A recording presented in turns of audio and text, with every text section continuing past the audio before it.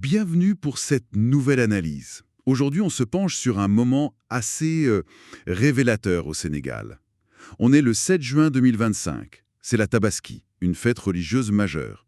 Et là, on a deux sons de cloche très différents. Oui, bonjour.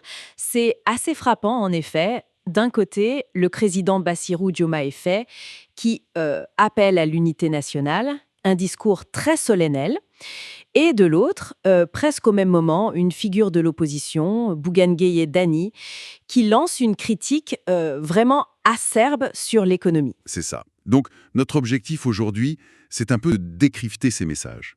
Comprendre les tensions qui traversent la scène politique sénégalaise à ce moment précis. Exactement. Analyser ce contraste entre l'appel à la cohésion et, disons, le cri d'alarme économique et social. Alors, commençons par le message du président Faye.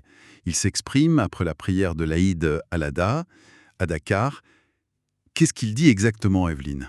Eh bien, c'est un appel très clair à l'unité, au dialogue constructif, à la solidarité, au partage. Des valeurs très importantes, surtout un jour comme la Tabaski. Il a même demandé explicitement les prières des guides religieux pour un Sénégal uni, stable et euh, prospère. C'est vraiment un discours qui se veut rassembleur.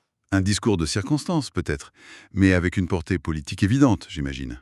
Oui, tout à fait. Dans un contexte politique qui reste potentiellement tendu, ce message vise à apaiser, à rassembler au-delà des clivages. Et fait intéressant, il n'a pas manqué de féliciter son gouvernement. Ah oui? Oui, et il a nommé spécifiquement son Premier ministre, Ousmane Sonko. Il a parlé de son travail remarquable. D'accord. Il a aussi remercié tous ceux qui ont contribué, disons, au succès logistique de la fête. Les éleveurs, les transporteurs, les forces de l'ordre. C'était pour l'approvisionnement en moutons un sujet toujours sensible. Oui, c'est un enjeu majeur chaque année pour les familles sénégalaises, le mouton tabaski. Donc, le gouvernement met en avant cette réussite organisationnelle. C'est ça. Et pour montrer qu'il regarde aussi vers l'avenir, le président a rappelé des décisions prises juste avant, le 4 juin, notamment pour accélérer la vision Sénégal 2050 et des mesures pour la production maraîchère. La vision Sénégal 2050, c'est ce grand plan de développement à long terme. Exactement. C'est le cap stratégique affiché. En parler ce jour-là, c'est une manière de dire, malgré les défis actuels, on garde le cap sur le long terme. Bon, un message plutôt positif, tourné vers l'unité, le travail accompli et l'avenir. Mais alors, vient la déclaration de Bougane Gueye Dany. Ah oui, là, le ton change radicalement. Lui, il parle pas de politique au sens strict. Son cheval de bataille, c'est l'économie. Il dénonce ce qu'il appelle une grave crise économique. Carrément, une grave crise économique. Oui.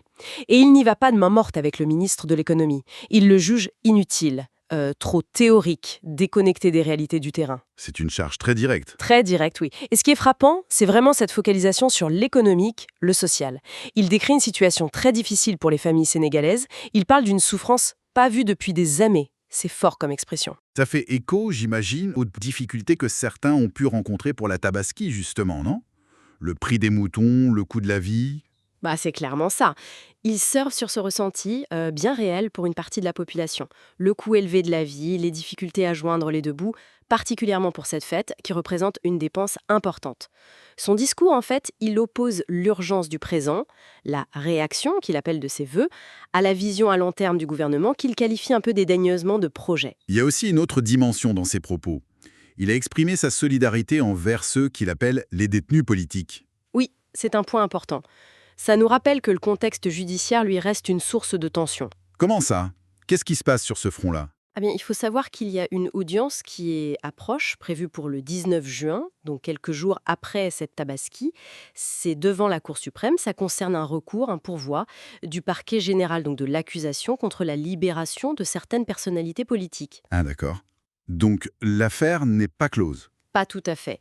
Et ça s'inscrit dans un contexte plus large qui a marqué les mois précédents. On a parlé d'environ 262 arrestations d'anciens ministres ou fonctionnaires, près de 300 dossiers ouverts entre septembre 2024 et avril 2025.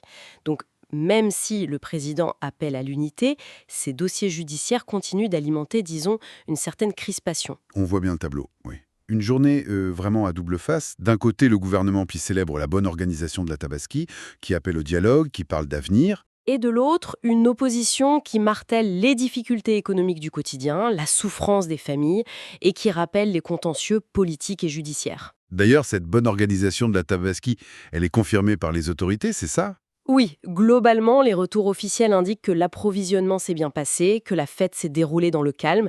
Il faut noter aussi qu'au même moment se tenait le grand pèlerinage marial catholique de Poppengein, la 137e édition.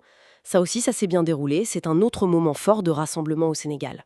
Donc malgré les critiques, il y a quand même des motifs de satisfaction pour le pouvoir en place ce jour-là. Certainement. Le bon déroulement de ces deux événements majeurs, c'est un point positif. Mais ça n'efface pas les critiques sur le front économique. Et ces critiques, elles touchent à des choses très concrètes. Le coût de la vie, les difficultés d'écoulement pour certains produits agricoles, comme le maraîchage, évoqué par le président. L'opposition s'engouffre là-dedans, c'est assez classique. Donc pour résumer un peu cette journée du 7 juin 2025, on a vraiment deux narratifs qui coexistent. D'un côté, l'appel présidentiel à la cohésion, à regarder vers l'avenir, vers cette vision 2050.